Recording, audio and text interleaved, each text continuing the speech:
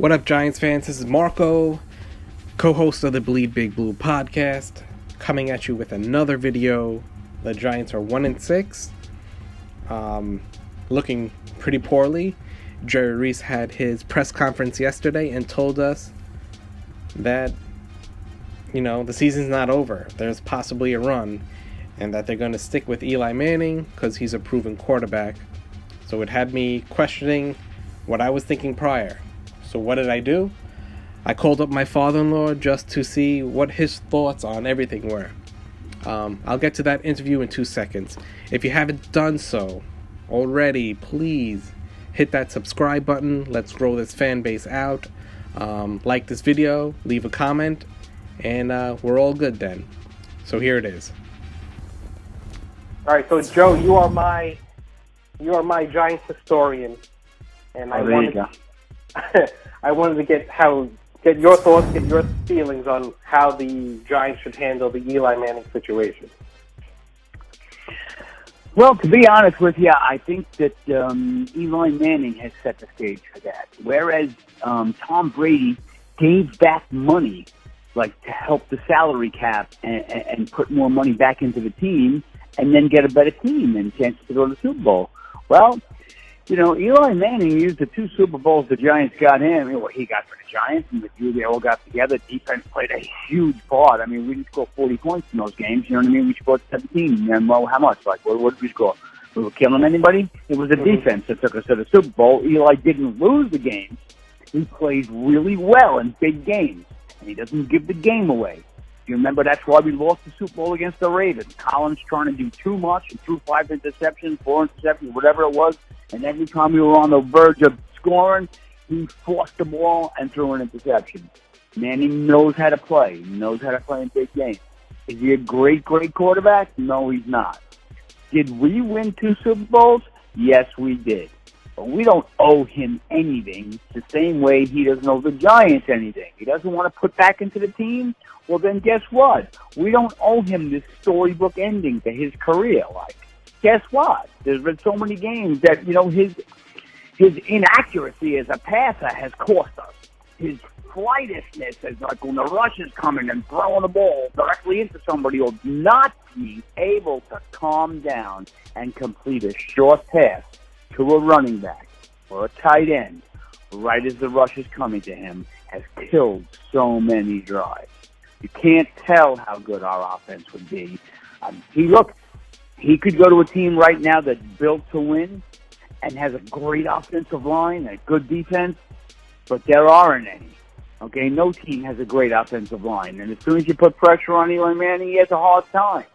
So is he going to be able to go somewhere else? Maybe Jacksonville. Maybe he goes there, and Coughlin knows how to use him. And let me tell you, he put up numbers when Coughlin was throwing the ball. Coughlin knew how to push the ball down the field. This guy McAdoo, Jerry's out on that ridiculous 3-yard pass shit on 3rd and 10. I don't know what that's about. That constant hits the guy as soon as he's open, and maybe he'll break it. I've seen us do that once. So Eli Manning has completed a pass on 3rd down, short of the yardage, and one time we broke the play for a 1st down. You think that genius McAdoo might want to give it a break and say, hey, that doesn't work. Just maybe. The same way, as soon as we get the ball in this 2 minutes, we waste the first 30 seconds throwing a 4-yard pass. The stupidest crap in the world he does constantly. He could be one of those geniuses who is actually stupider than everybody. That's how it's starting to look. So do I care about Eli Manning and his career and his record and his chances, his starts? Not at all. Not for a minute. I'm a Giant fan. I'm a Giant team fan. I love our history. I hated what they did to Phil Simms. Okay? But this isn't the same. Eli's lost as many games as he's won for us. You gotta be honest. You want to get full of Giant glory and all that other good stuff? Yeah, go ahead. He did. He came down at the end of the game and won the game. It's not like he torched teams in the playoffs.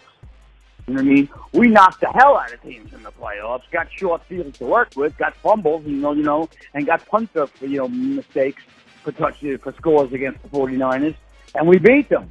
We did. Everything went our way, and we won the game. If it doesn't all go our way, we don't win the game. You know what I mean? A couple of teams have made big mistakes against us, like the Patriots in the Super Bowl. Maybe we got lucky to win those games. It could be. We've also been unlucky in years, like this year. Last year, we won all the close games. This year, we can't win any.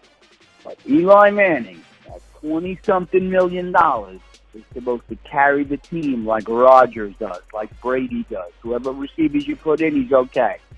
And he can't avoid the rush. And maybe, this rush is unavoidable. That goes to Jerry Reese.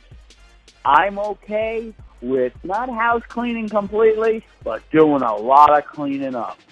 Mr. Olivier Vernon, who doesn't want to stand for the national anthem, we could kick his ass out. I'd be just as happy. That guy, Avery Morse, fifth-round draft pick, is not costing us $85 million. I'd plug him in there and let him get better. Okay? I got to tell you, all of a sudden become stars and stop playing. You know what I mean? And JPP's gone through times of it, too. They just don't hustle. He was always laying on the field, always hurt. Ever since he got his fingers blown off and he really needs to prove something, he's never hurt anymore. That guy just doesn't get hurt and lay on the field. It's amazing the way shit goes down. Back to Eli Manning.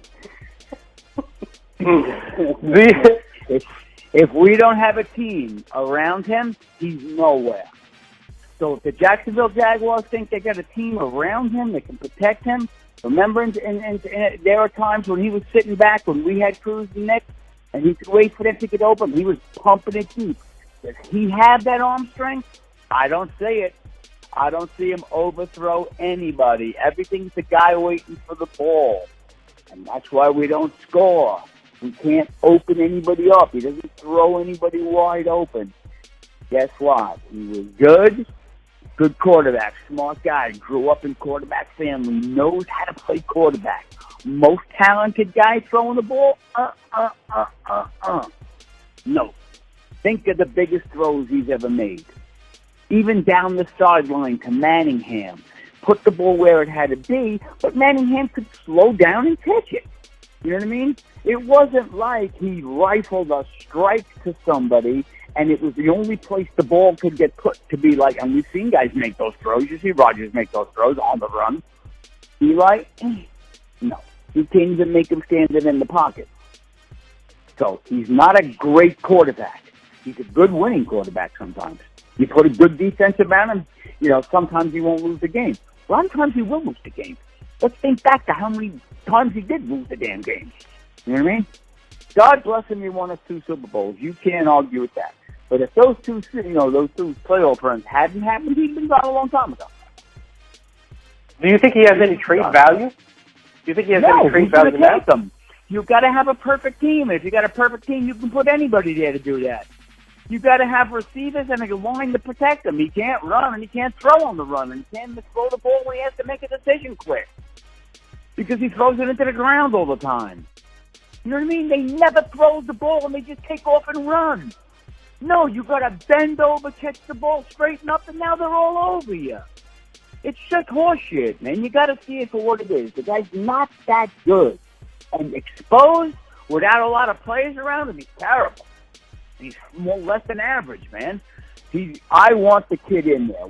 The Giants have the number. We're going to get a top 5 pick. You see us beating anybody but Frisco? I don't. Okay, I really don't. Like, you look at our schedule, boy, and you know what? You never can tell. The Eagles were losing guys on defense. They look pretty solid, boy. So it depends on who loses who. You could get teams that are depleted down by the end and we win 4 games and screw ourselves out of a good goddamn draft pick, which would be a really crying shame. You know what I mean? Oh, yeah, let's rally and beat the Cowboys, yeah, and screw ourselves out of a top 5 pick, and now we're picking 11, and, it's iffy. You know what I mean? So you can't start for Sam. You don't want to lose, and you don't want to go out every week telling your players like we're playing for next year. But we need to play that kid Webb this Sunday. The next game we play. He needs to start against the 49ers. 49ers don't have a great defense. They're a solid team, though. Let me tell you something. Our chance of beating them are not good. They're not. Only the Cowboys pulled them out. Before them, they were in every game. They play tough. Okay, and we have a history of not playing tough. Okay, we're the softest team in New York, including the Mets, Yankees, and everybody else. Okay? The Giants have one history. If when things get rough, we turn into marshmallow. Right? So, am I expecting like great things down the whole end of it? No, I'm not. You know what I mean? So maybe we will. Maybe we'll play, we'll do the same old thing. We'll valiantly play on defense till our offense is so bad that the defense is worn out, and they'll beat us up in the fourth or quarter, and it'll just be a disgrace because we don't even have a chance of mounting a comeback because we're so anemic on offense that, it's hard to even watch. And that's the way our year will go. You know what I mean? The defense will hold, and then give up the big one. Hold, and then give up the big one. You know what I mean? Yeah, that's the way it goes. Okay. What do you think of Davis Webb? I'll tell you what. I saw him in the preseason, and I saw him flip the ball with his wrist, and the ball go 30 yards. Is he Aaron Rodgers yet? No. Is the guy super intelligent? That's from what we're hearing. He's already making plays for his own coach. Wants to be a head coach someday. He's already drawing up his own offense. Okay? Has he been the captain everywhere he's gone? That's what we hear. And that's the kind of guy who's 100% team and 100% doing whatever I got to do to win. We've heard he's a gym rat, too. So he's a big, strong guy who threw for 4,200 yards last year, 30-something touchdowns, and only saw half that interceptions. It was at least double. The TD ratio was at least double, which means he's not just flinging it everywhere. It wasn't a great team that got national recognition. They want to win it with defense, and he's obviously knows how to produce. So let's put him out there, with the first string, if you want to call it that, offensive line or what's left of it, and let's see what he can do. Let's see what the guy can do throwing to who he has. He knows those receivers. He threw to them in camp. You can go with all that BS all you want. You know what I mean? Let's see if the guy can stand in and run an offense underneath the rush. That's what it's all about in the NFL.